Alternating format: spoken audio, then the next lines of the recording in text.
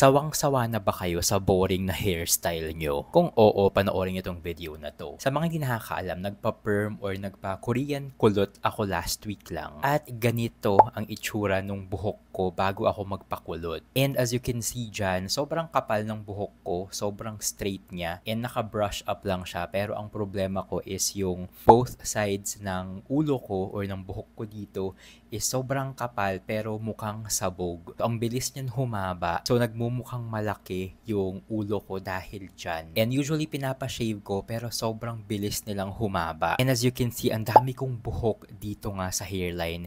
And maiigsi pa lang sila pero makapal. So, ang hirap i-manage or i-style ng buhok ko dahil dyan. At dahil yan dito sa ginagamit kong pampakapal ng buhok, itong Trinoxeride 20++.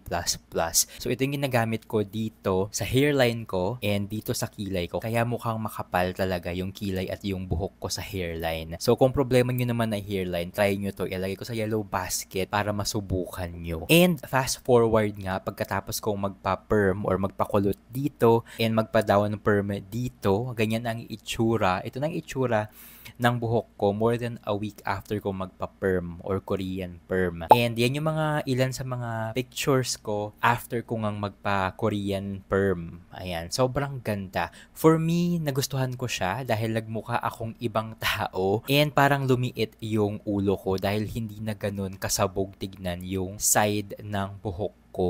So, kung i-compare nyo, ayan, before and after ko magpa-perm, mas prefer ko yung kulot na version ng buhok ko nga. Pero comment down below kung saan ang nagustuhan nyo na buhok ko, yung kulot or yung straight. Kayo na ang humusga. At sa mga interested magpa-Korean perm or down perm tulad ng pinagawa ko, dito ako nagpa-perm sa Daol Beauty Salon sa BGC. Nasa BGC stopover lang to. Ilalagay ko yung link kung saan ako nag-vlog kung paano yung ginawa sa buhok ko and kung magkano yung rates nila. So kung gusto nyong maiba ang hairstyle nyo, kung sawang-sawa na kayo sa buhok nyong makapal, mahirap i-manage or mahirap i-style, then this is your sign para magpa-Korean perm na din tulad ng ginawa ko last week. If you have questions, comment down below. At kung nagustuhan nyo itong vlog, make sure na naka-follow na kayo sa page ko para lagi kayong updated sa mga videos na i-upload ko pa dito.